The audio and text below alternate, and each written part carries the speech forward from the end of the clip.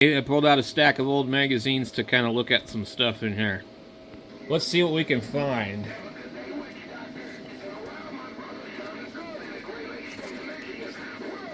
This is a 1993. Here is the TS 450, TS 850, and the 950 SDX. So apparently these were all three sold at the same time in 1993.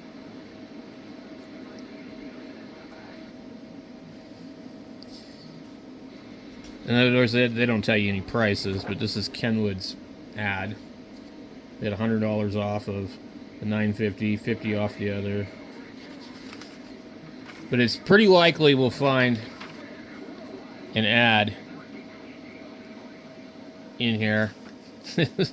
Clean. We do windows. Oh, that's hilarious.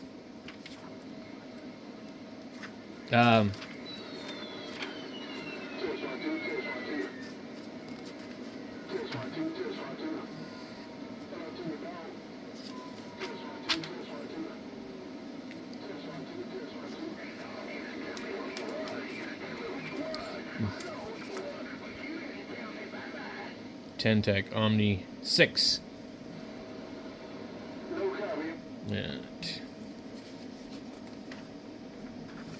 Ham radio outlet. They never advertise prices.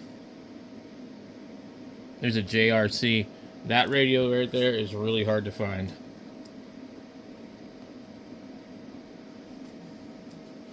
No prices unless it's like a blowout price. It's like, why do you even waste the time printing these catalogs if you're not going to put the prices in them? Okay, here are Texas Towers. No prices. There's an 850, an 850S, an SAT, a TS450S. So these actually, some of them were sold both different ways, but no prices on anything.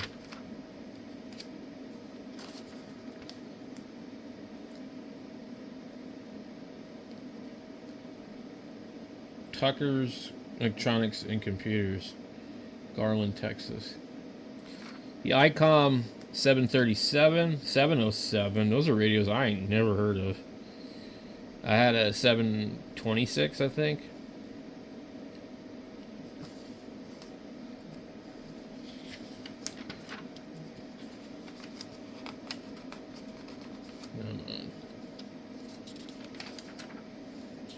MFJ.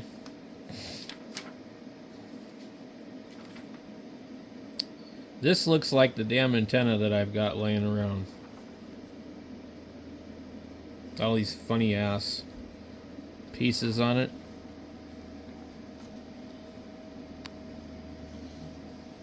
Yeah, I think I have parts of that antenna. It looks like it.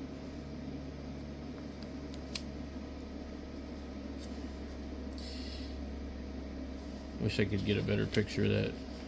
1796. $349.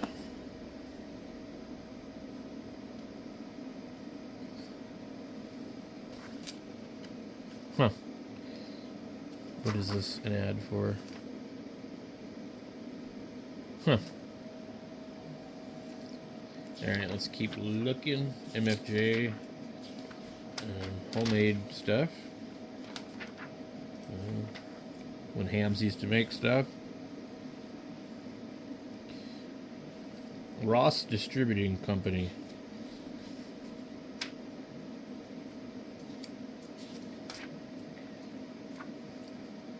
Oh boy, so here's my R7, so I'm missing that part and I'm missing that part. That's cool. 30 and 40 meters. Is there a price? Nope.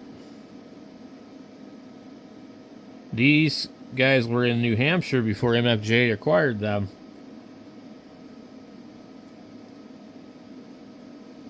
Huh. Amateur radio's most popular vertical antenna design now gives you 7-band performance, including 30, 40 meters without ground radios. Only 22 feet tall. R7.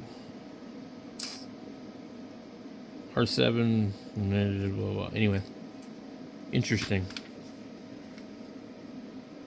The Atlas 310 in 1993. I never heard of that. Wow. Let's see what else we got. We have. Trying to get to the advertisements here. Pushcraft.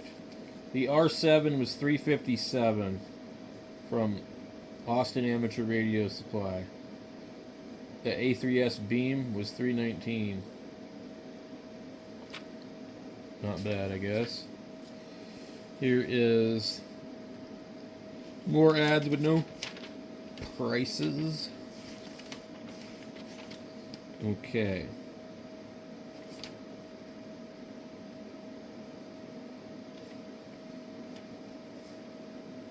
More ads with no prices. They really don't like to put prices in these because what happens is then somebody's going to hold them to it. And they like to play little games and jack around the prices on stuff. Radio City. Oh, you guys ever heard of Radio City? Well, they've got prices. Here's the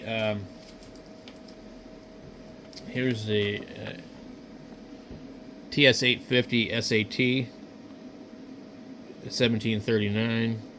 The full retail on that, from what I could tell, was $19. Here's the 450. It's $12.99. So a lot of people would have bought the 450 because it was $500 less. Actually, it wasn't even. It was almost really only about $400, $439 or something like that.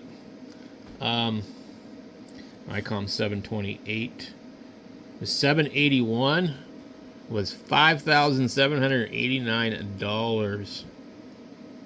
TS50S was $1,029.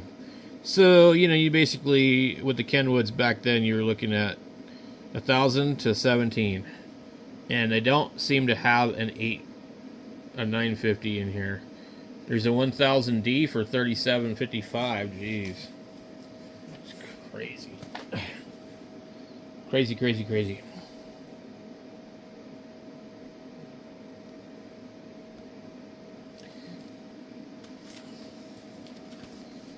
So let's see, 990, FT 990, right there, $2,000. The 890, $12.84. The 1000D, $37.55. That's a lot. Let's see what else we can find in here.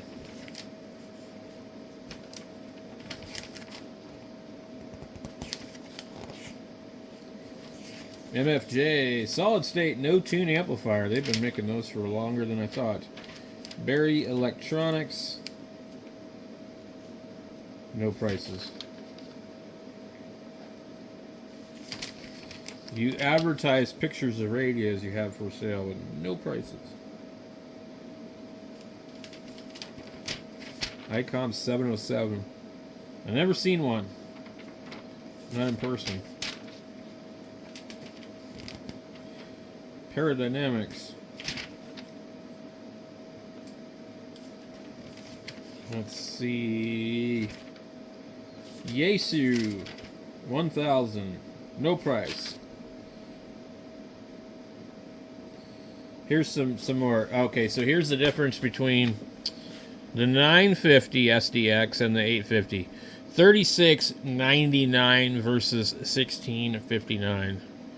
That's a big difference. Huge. That's like almost 3 times as much money. So that kind of makes sense why those radios are still going for $1,000. But also the Voodoo thing is why. Hardin Electronics, Fort Worth, Texas. All these companies, they're like all out of business, man. None of them exist anymore.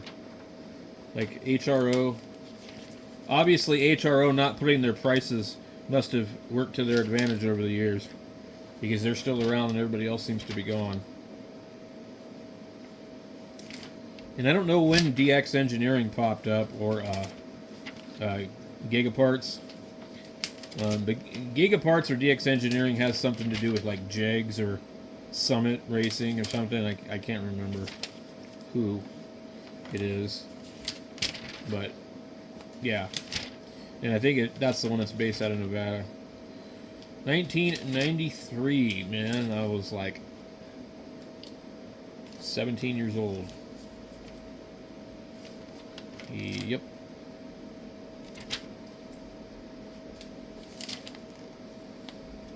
More stuff with no prices. They have like the list price, but call Juns for the price.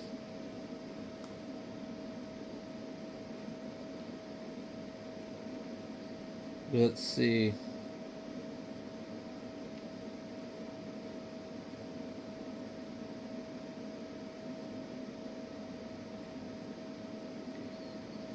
Interesting. Dentronics. Dentronics.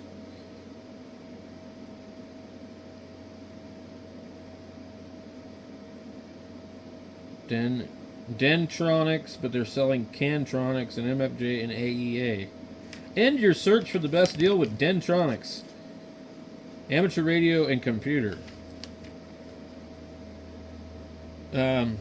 Now, I don't think that's the same thing as Dentron, but I do think it might be the same guy, Denny. Let's see. No prices. New prices. We have lots of ads. No prices. RF Parts has tubes for sale. We have Yaesu's. I still think that looks like a nice radio by today's standards. Look at that. Good lord. Dude. This is nuts. I could live in the 90s, I think. I could. I did. Anyway, guys, there's a stack of these. I'm just kind of going through the ones that, like, you know, interest me. And I'll be damned, this is from John Arthurs. You know, John Arthurs sold me my FT450. I don't know how Dave ended up with his magazine. Yeah, John Arthurs. And N7EOV, which would have been, I don't know what his call sign is now. But anyway, yeah. And just for the hell of it, here's another magazine with the 850 in it. What year is this? 93. So the 850 had come out like in 92, I think. Stretch. I think they're referring to stretching out the 450.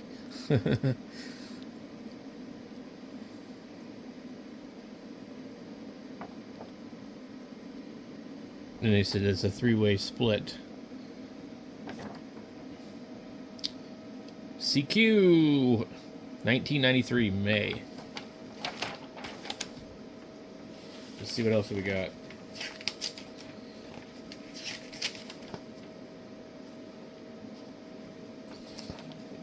Yaesu's.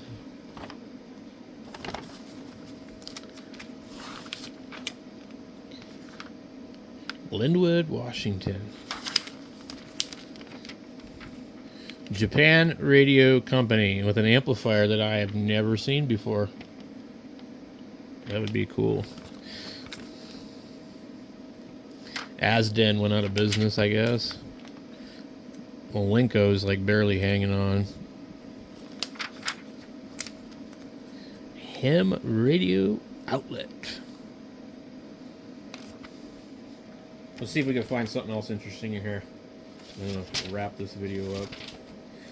Ham Radio Outlet has lots of pages of ads in here. No prices. Like I said, they must have knew what they were doing.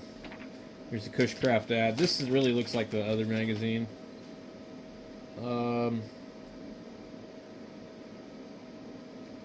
Here is some prices on some stuff of interest. The ICOM 781. You see it? Damn, why is this thing? It's like it won't. $6,000. The 765 was how much? $29.19. I had a 761. Here is the 751A closeout. 751A closeout price was $11.99. I still have one of those. I have two of them. One's broken, one works. And I have the AT 500 tuner to match it also. They don't seem to be advertising that in here though. AT 500 9-band auto antenna tuner, $529. That's good to know. So it's probably worth $200. We have ICOM. That's Amateur Electronics Supply, and I believe they went out of business not too long ago. Yeah, I think they went out of business like 2014. I might be wrong.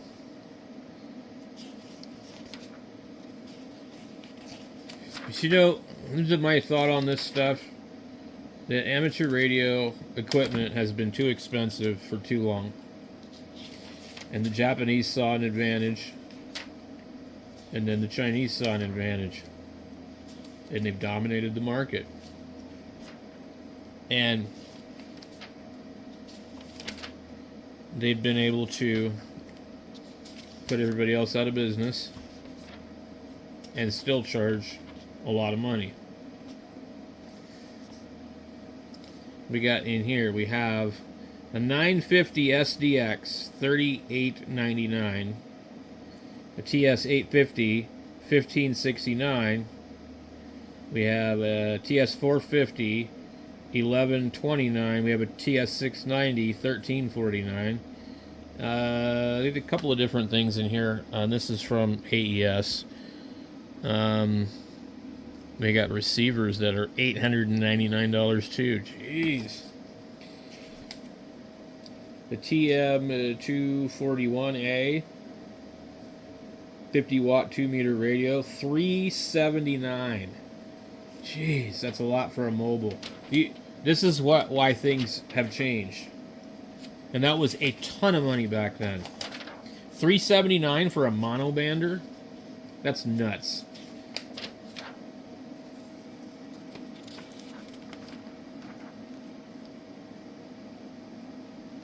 Motorola. At $8,699, it produces like a money tree. Oh my goodness. The new R2550 communication system analyzer. Can you believe that? The ICOM 737. Plastic fantastic. That might be the one I had. Where the antenna tuner does not function on receive.